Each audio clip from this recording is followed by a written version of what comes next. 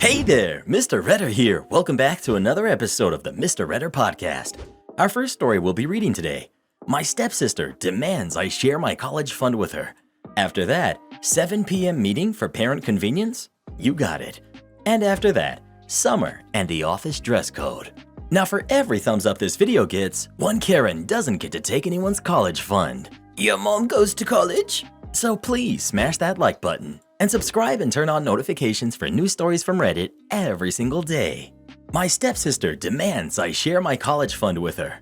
Dad has me, 18 male, and his wife has Ellie, who's 17, but she will be 18 in a week.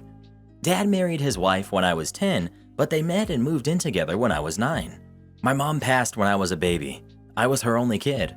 My grandma, aka Mom's mom, passed recently, and I found out that she left a sizable amount of money for me.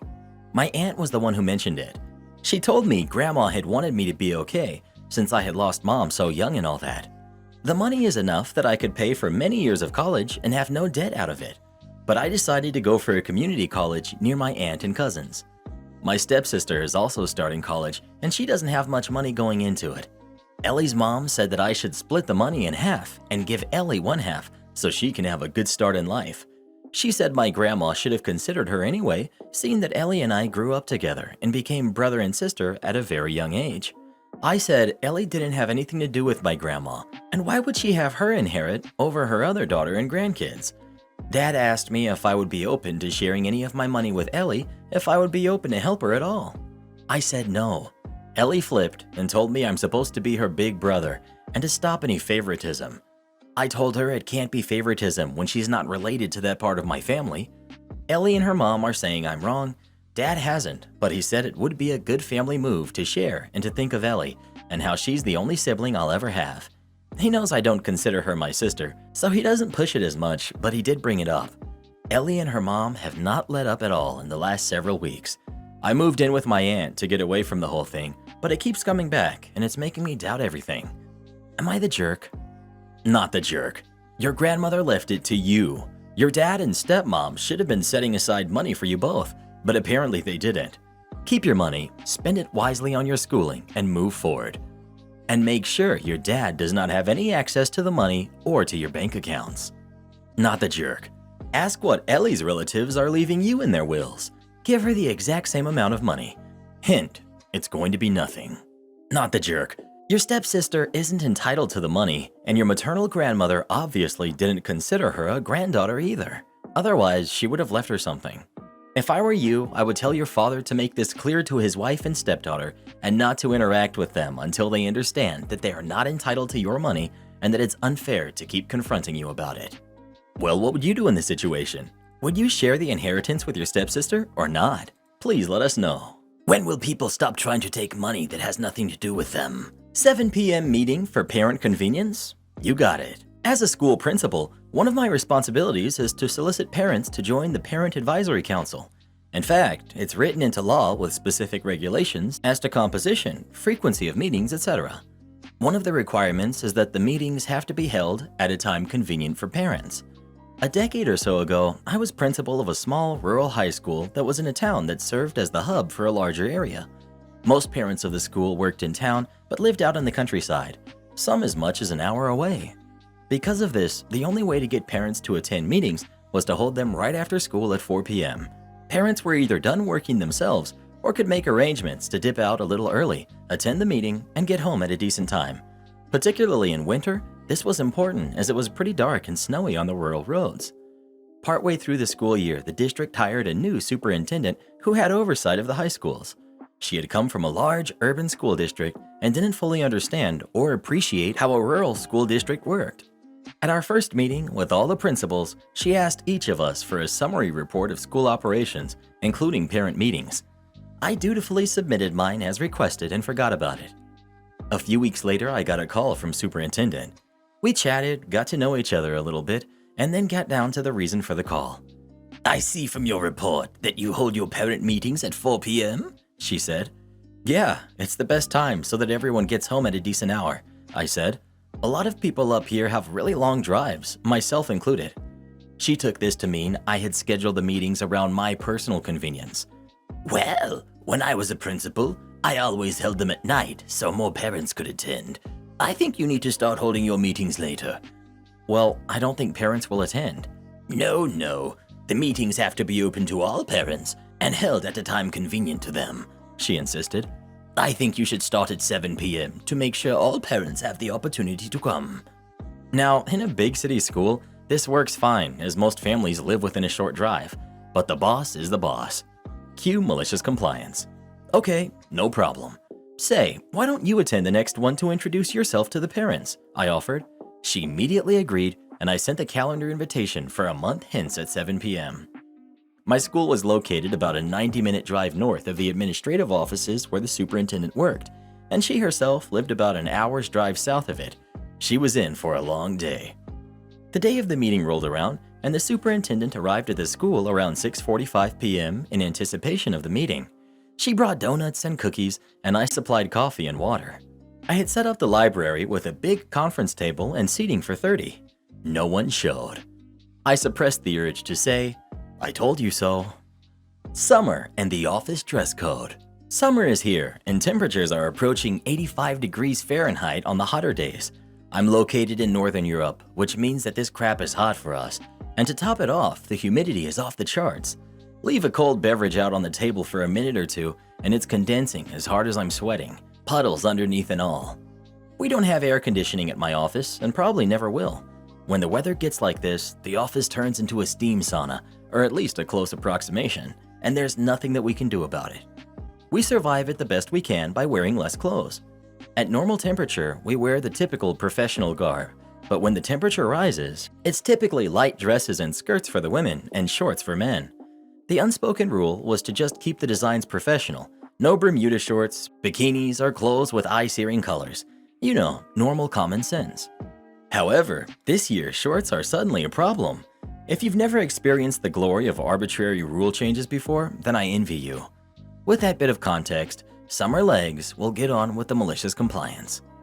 What happened is we got a new manager during the start of the year, and apparently this new manager has new manager ideas.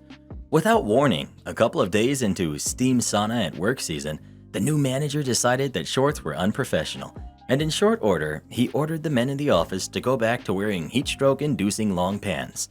No meetings, no talking with the people in the office first, no different alternative. Just, here are your new guidelines. Have a nice day, kind of situation. Sent out over mail, of course, shortly before the end of the day. The new rule was to take effect immediately.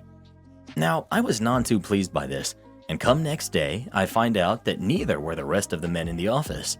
Mostly because each and every man went from being uncomfortably hot to now sporting his own little steam oven. Grumbles were had all around.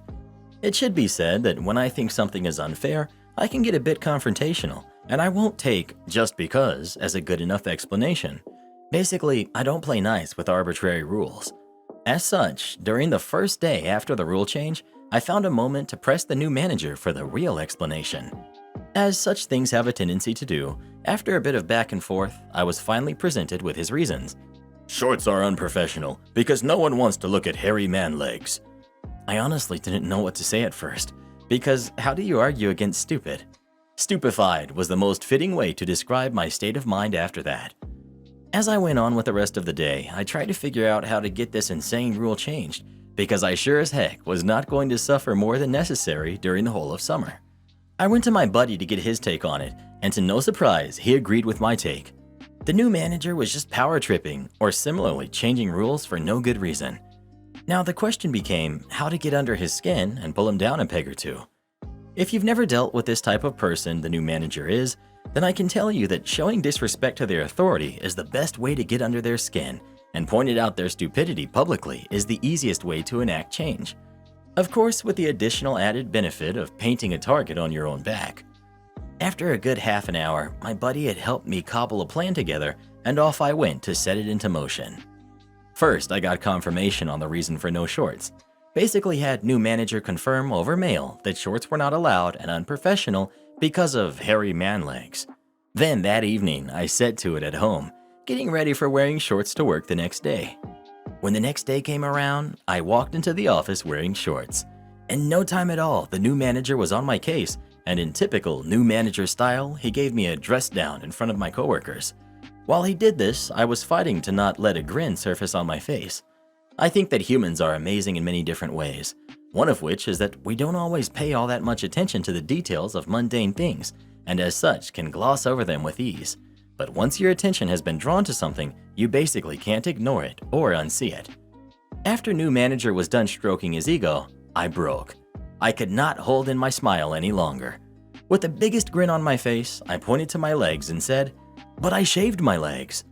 I think that broke the new manager for a full 10 seconds. He just kind of stood there, taking it all in, really looking at my legs, then looking back and forth at them and my face a couple of times. You could see him trying really hard to make sense of what happened while my coworkers snickered in the gallery.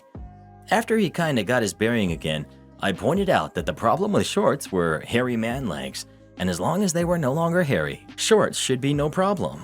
I wish I could tell you that it devolved into an epic meltdown, that new manager was such a jerk that he was immune to reason and would ignore his own previous statement about professional wearing shorts, that the power battle in the office devolved into a battle for who would get the other fired. That didn't happen. Instead, after a short while, still surrounded by the majority of the office staff, the new manager declared that men could go back to how it used to be. I haven't suffered any retaliation as of yet, and it seems that that's not going to happen, which is good. It's also the gift that keeps on giving because I keep seeing new manager's eyes darting down to my manly shaved legs every now and again when I interact with him. I find it absolutely hilarious, and I'm honestly considering keeping them shaved until it stops demanding his attention. I've acquired a new nickname in the office, which I guess is all in good fun. Many of my coworkers have taken it upon themselves to call me by Summer Legs. Am I the jerk for telling my wife it's her fault she didn't have fun in our wedding? I met my wife almost 2 years ago through some common friends. When I met her, she was heavily pregnant with her ex-boyfriend's kid, but her ex wanted nothing to do with her or the kid and dumped her. We got together a bit after she gave birth, and I loved her baby like my own. The kid has just turned 2.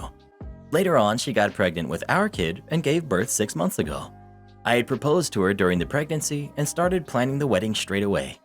While planning the wedding, I made it clear how I'd like a kid-free wedding, but my wife was against it because she loves the vibes kids bring to weddings. She's also from the Balkans, so having kids at weddings is very important to her because weddings are usually family-oriented in her culture. We eventually came to a compromise and only allowed kids over the age of 10 to attend. She wanted to bring our kids as well, but I told her I'm against that because who's going to take care of them? She said our parents will help us out, and I told her I'm not going to ask my parents to babysit instead of having fun at my wedding. She said I'm being really unfair, not trying to find a solution with her, and how important it is for her to include our kids in the wedding. I told her she's the one who wants them there, so it's on her to find a solution. Her parents had said they'd help her out with the kids, but they ended up enjoying themselves during our wedding last weekend. My wife barely danced and got up at all because she was caring for the kids and running around them the entire time. She complained how everyone else enjoyed her wedding, but her as a bride didn't even get to dance more than twice. I told her it's her fault and she shouldn't bring the kids in the first place, especially the 2-year-old, because she was the one causing the most trouble during the wedding, running around the whole time. My parents also scolded her and told her that she's very entitled for expecting them to babysit the kids while they were having fun at their only son's wedding. My wife said we are all the jerks for not trying to see her point of view and how we all cared more about our own fun and comfort, and we tossed the bride to the side, and she feels nobody gave a hoot about her the entire time. Am I the jerk? Edit. A small disclaimer since people are asking. I'd only agree to hire a babysitter if my wife decided to leave the kids at home. I didn't want a babysitter at the wedding. The reason is that I didn't want a stranger at my wedding. My wife knew I wouldn't agree on a babysitter to attend the wedding so that they can watch the kids. She didn't find out last minute. She could communicate better with her friends and family to help her out if having the kids there were that important to her, and she also wanted to enjoy herself. Who was supposed to watch the kids if they hadn't attended the wedding? Couldn't you have arranged for that babysitter to watch the kids at the wedding? Why couldn't you have proposed a real compromise? You knew your solution wasn't going to be good enough. Your wife is right. You didn't care about her feelings. Did you propose because she got pregnant? Nothing you wrote actually implies to me you care about her in a meaningful way. You're the jerk. You didn't want a stranger at your wedding? You personally knew all of the staff there. I think you implemented this rule to make sure she didn't enjoy herself. And when the people who were taking care of your kids failed to do so, You just sat back and enjoyed yourself because you thought, serves her right. They're your kids too. Step up and be a parent. You, in several comments, revel in the fact that your wife had a bad time as punishment. That's messed up. You don't see her as equal. Her punishment was for not doing what you wanted in the exact manner you wanted it. You should not be trying to punish her. You said your parents don't see the 2-year-old as equal and you're cool with that. That's also messed up. That 2-year-old is going to need so much therapy for that. As someone who went through that, take it from me. If you allow your parents to think like this, your kids will see it and it will be a reflection of your thoughts too. Anyway, seriously, go seek therapy if you think it's natural to enjoy your spouse's sadness. That's textbook personality disorder. Well, who do you think is the jerk? OP or his wife? Please let us know. Am I the jerk for ignoring my boss and blocking his number on my vacation? My boyfriend, 29 male, and I, 26 female, are currently long distance. We take turns visiting each other. He came to see me after almost 2 months of not seeing each other, and we were finally ready to make plans. I requested to have 5 days off, which was approved with my job. I've worked there for 6 years now. It was after my shift, and I was heading out quickly. I had to pick up my boyfriend from the airport. I clocked out, and while I was saying bye, my new boss of 2 weeks stopped me, and he asked me if I could cover a shift. Since one of my coworkers had called in sick, we were short-staffed, and he needs me to stay for a couple hours more. I had a 10-hour shift. I was exhausted. I responded, "No, I'm sorry, but I'm unable to, and I can't stay late. I have covered it before, and I don't mind, but I had somewhere to be." I mentioned I was picking up someone at the airport. He told me they could take an Uber. My boyfriend wouldn't be happy with me if I did that to him. Also, he has no key to my apartment. No one else wanted to stay, and I was the third person he asked that had to say no. I said I was sorry. I just can't tonight. Another time. He called me a lousy worker and said I'm not a team player. I said, I guess I'm not a team player, and I walked past him. I called out that I'd see him in 5 days. While driving to the airport, I kept getting calls and texts from him. It got so bad that I had to pull over to turn off my phone. My boss wanted me to come back to work. I had to turn on my phone so my boyfriend could contact me. My phone was flooded with text messages, ding after ding. I think I got close up to 15 texts. I blocked his number. I was so happy to see my boyfriend, but I was getting emails from my boss constantly when I was supposed to be on my time off. I didn't respond to them. 1, he was asking me stuff that I didn't know the answer to. 2nd, even if I did, I'm not telling him. I don't know, I was starting to get petty. I still had fun with my boyfriend. When I went to work, my boss called me into his office. He blew up on me for being unprofessional, and he's still new to his job. I should have helped out or at least replied to his emails. If I responded to other people, I could have helped him. It's not my responsibility when it's my vacation time. I got my first write-up ever. Is there something I'm missing? Did I do something inherently wrong here? I'm actually considering reporting him. He's still new to his job. Am I the jerk? Edit. I'm Canadian. I live in BC. Update. I just sent an email to my HR with all the emails and call logs, and any other evidence I have. My job isn't like on-call, so I don't understand why he was bothering me. He's my age, roughly. On a happier note, my boyfriend and I are planning to move in together soon. Not the jerk. Report that behavior, and I hope you kept the texts, emails, and call logs as proof. Many companies are very strict that you do not work off the clock. Even if it were paid time off, you didn't specify, but I wanted you to know it's even in that case. That behavior was harassment, and you should not have been retaliated against with a write-up. Not the jerk. What he did is unethical. He is a lousy boss with incredibly poor boundaries. Get yourself straight to HR and report him for harassing you on your vacation time. I would also formally request that time off be reallocated to you as you had to spend it worrying about your boss's reaction. In the US, what he did would be a violation of labor law. Because he wrote you up for essentially taking your earned vacation, that would be considered workplace retaliation. You really do need to report him. I guarantee you're not the only one he's doing this to, and it will only get worse. Am I the jerk for wearing the same color as the bride as a wedding harpist and not changing? So I, female 18, was asked to play the harp at a friend of my father's wedding. Normally, I would ask for payment beforehand, but since it was for a family friend, they asked if they could just pay me at the reception, and I told them yes. The dates worked out for me, and it was set in a church about 1 hour from my house. I showed the dress I planned to wear to the bride when we went over the music she wanted and at the rehearsal, but only on a hanger. It looks like it would be ugly on a hanger, as it's just navy blue with long sleeves and floor length, but it's surprisingly pretty. I got to the venue about 4 hours early, so my harp would have time to acclimate to the room. When I got there, the bride's mother came to give me my corsage, and when she saw me, she demanded I change my dress. I laughed because I've known her for years, and then realized she wasn't joking. I asked what was wrong with it, and she said that the bride went with a non-traditional dress that was also navy blue.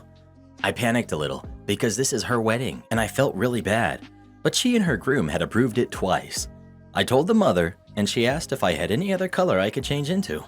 I don't bring extra dresses unless my dress somehow doesn't get approved beforehand, so I didn't.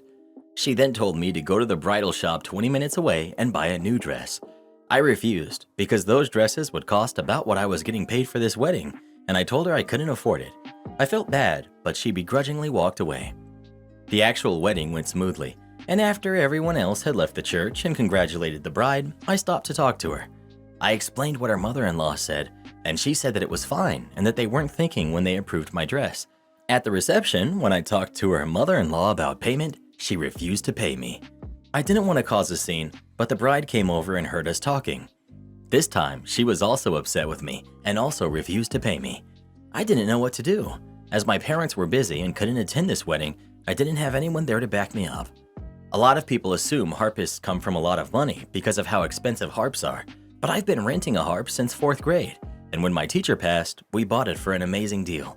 I also charge a lot less than most musicians would, but I have a college payment due in a few days and I can't afford it. I got my parents involved when I got home, and my dad talked to his friend, the father of the groom, who was there when they approved the dress, and he got the payment to me. I still feel really bad, but I don't think there was anything I could have done. Should I have just gone ahead and bought a new dress? Am I the jerk? Girl, no. They just wanted to stiff you. You did everything you were supposed to. In the future, invoice clients and keep electronic records in case things escalate in ways you cannot mitigate via fatherly intervention. Yes, as a professional musician, I advise you to always get a signed contract that specifies a deposit to be made at the time of signing, usually 50%, and specifies the remaining balance is paid at the beginning of the event, not after, even for friends and family. Not the jerk. You had it approved twice and the bride was okay with it. Glad your parents backed you and you got paid. Am I the jerk for forcing my boyfriend to eat spicy and gross food? I, 23 female, decided to introduce my boyfriend, 26 male, to my parents over dinner. My boyfriend is by no means a picky eater. He's eaten snails, intestines, chicken feet, etc. previously. He also has a spice tolerance that rivals mine. He can eat 3 times buldak without breaking a sweat and even eats ghost pepper noodles for fun. I tell my mom she doesn't have to make it less spicier for my boyfriend, or less westernized, which means no animal organs, no animal brains, no eyes, less spices, more palatable to a picky eater basically. We all start eating, except for my boyfriend, who's picking at his food. My mom serves him the best pieces of fish and chicken. Instead of eating it, he just picks off the flesh from the bones, discards the bones, and pats the oil off of the fish. I don't get why he's just playing with the food, because my dad is obviously getting a bit ticked off when my boyfriend hasn't taken a single bite of the food except for the rice, 10 minutes into the meal. I picked up the chicken from his plate and fed it to him. He made a gagging sound. Over Malabari chicken stew. He's getting on my last nerve by now, so I whisper in his ear that he has to start eating the food or else he's sleeping on the couch tonight. He finally starts eating, obviously unwilling, but he's still eating nonetheless. He tries out everything, gags a couple of times, leaves a lot on his plate still, and then announces he's done with the meal. I tell my parents that he has gastric issues, but we didn't want to upset them by not coming today. They nodded, fairly sure they knew it was just an excuse, but they didn't press the issue and just told my boyfriend to have a good night. We took the cue and left, and almost immediately got into an argument in the car. I asked him what he was doing after my mom made such a great meal for him. He asked me why I forced him to eat all that gross and overtly spicy food. He asked me if I was trying to hurt him. I was taken aback. He told me it doesn't matter what he normally eats. I forced him to eat things against his will on the pretense of manners, and that I needed to change that. I don't know if I should apologize to him because I don't know who's in the wrong here. Am I the jerk? Edit. In response to people asking for more context, when I met his parents, I tried out foods that I would normally not be okay with, including snails. I'm not a fan of escargot, and I hate the texture of it. I don't like eating rabbit, frogs, etc., but I still ate it and complimented his mom's cooking because I knew it was important to gain their approval. He even coached me on ways to eat the food and lectured me on my manners during dinners with his family. If I refused servings of food I thought I couldn't handle, he would observe his parents' expressions to see if they weren't pleased. If they weren't, he would lightly tap me on my back or tap on my hand. I would eat the food if he did that. I expected the same or similar manners from him. This is also part of the reason why I got so mad. I tried my best to appeal to his parents and even tried out strange foods to me, but he didn't take a single bite of any of the dishes and instead played around with it. I would get it if he tried the dishes and decided he didn't like it, but he didn't even touch the food. At the end, he tried small bites of each side dish, which is all I asked for in the first place. This was my boyfriend's first meeting with my parents. It was important to make a good impression on them in case our relationship gets more serious, but instead, he was acting like a kid the whole time. Edit. I asked my boyfriend why he was gagging and if he was feeling discomfort because of the food or because of the situation. He told me that he was afraid of how unhygienic the food was. Asked him why he thought it was unhygienic. He won't give me a straight answer and is just deflecting. I asked him if it was because my parents were South Indian and not North Indian. He didn't say yes or no. He just yelled at me and asked me how dare I try to paint him like that.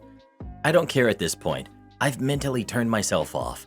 Thank you to all the commenters who have shared your insight, and I understand it was inappropriate for me to force feed him. I see that I'm partly the jerk here. I will not be arguing or responding to any more comments unless they are info queries. I was going with you're the jerk, but after the edit, not the jerk. Please talk to him or reconsider your relationship. He wants you to bend over backwards for his family, but won't do the same for you. Please seriously reconsider your relationship. Not the jerk. What does he mean by unhygienic? In your edit, you mentioned that he coached you on manners, etc., and observed his parents when you have turned down foods unfamiliar to you. He does the same to your parents and it's okay? I mean, seriously? If I were you, I would be rethinking this relationship. Too dirty for the bin. I used to work for a place on a printing press. This place ran mostly UV inks. For those not in the know, that doesn't mean they do trippy things under a black light. It means that unless exposed to a proper amount of UV light, they stay wet forever. Don't ask how. It's a mixture of polymers, photoinhibitors, light receptors, and pigment. If you touch non-cured ink, you'll get it on you. Doesn't matter if it's 2 minutes old or 2 years old. We printed using a rubbery material wrapped in an aluminum cylinder. UV ink is semi-caustic, so it will slowly eat away at rubber materials like printing plates. Plates are expensive, so reusing them is nice, but using partially eroded plates for fine detail is bad for business, so several plates got thrown out after just one use. Onto the meat of things. I was an operator running a printing press, flexographic narrow web to be exact, and I was the only operator in this press during my shift. After working there for a few months, I received a complaint from my supervisor that the person who cleans and/or throws away the plates is complaining that I'm sending her dirty plates. Of course, I respond. Yeah, that's sort of the idea. Supervisor, can you wash them better before sending them back? Me, our plates either get put through a plate cleaning machine or thrown away. Are my plates too dirty to be washed or too dirty to be thrown away? Supervisor, please just take the time to wash them so she doesn't complain. Me, just to verify, I make more than her, and the press, while I'm running it, makes over 50 times what I make. If I'm cleaning plates, it's taking away from the time that I'm making money for the company. Why can't you just tell her to wear gloves? Supervisor, wash the plates. He walks away. So from that point on, I made sure to get the plates extra clean before they were to be cleaned again or thrown away. Cost the company an average of 90 minutes of non-production time per workday. I think my press was quoted at about $1,700 per hour at the time. My wife tricks me into thinking she's pregnant. My wife, female 26, and I, male 30, decided to start having kids. We've been trying for over 9 months and nothing happened. We were told to be patient, but I couldn't help but keep stressing out about a problem that's preventing us from conceiving. The issue is that my wife kept joking about this matter and pranked me twice by lying to me, saying that she was pregnant. The first was when I was at work, and she sent a text telling me that she was pregnant. I was so happy. I came home and brought stuff with me to celebrate, only to find her laughing in my face, saying it was a prank. Second time was when she told me she was pregnant and was recording my reaction during and after the prank. Again, laughing, telling me it was a prank, but this time she shared the video with her family. I told her I didn't appreciate how she laughs about a serious matter, then having me believe it was true only to ruin my happiness. She stopped for 2 months. Last night we were at my parents' house sitting having dinner when she said she had a gift for me. She had my sister go bring a small teddy bear with a note on it and gave it to me. I was nervous and worried about her pulling some of her pranks on me in front of my family. I read the note that the teddy bear had, and it said that I was going to be a daddy. I looked at my wife, and she smiled at me and congratulated me, saying she was pregnant. I saw red completely. I said, "That's it." I got up from my seat and tossed the piece of paper on the table and just snapped, telling her to stop making fun of something so serious and sensitive. I told her I was done with her lack of respect and sympathy for the most important thing that I've been struggling with, and to include my parents in her prank too was low. My wife excused herself to the bathroom. My mom and dad were unaware of what was happening. They literally paused and asked what the heck was wrong with me. My sister said my wife was actually pregnant and just confirmed by tests that she's seen with her own eyes. I felt both happy and devastated because I thought she was pulling the same prank again, and I got fed up with it. My wife was mad and argued with me in the car, saying that I ruined her joy and made her look awful in front of my family, as well as lashing out at her as my reaction to the happy news. She said she told me in front of my parents to show me she was serious this time. She had her mom call to berate me and say that her poor daughter will suffer with my boorish behavior and my lack of respect for her. My wife has been giving me the cold shoulder ever since. Am I the jerk? She told me I ruined the moment she's been waiting for so long, and that she'll remember my reaction for the rest of her life. Well, who do you think is the jerk? OP or his wife? Please let us know. This reminds me of the boy who cried wolf. Play stupid games, win stupid prizes. Support our channel by joining as a member today, and we'll give you a shout out in our next video. Or come watch this video next. You won't believe what Karen does in that one.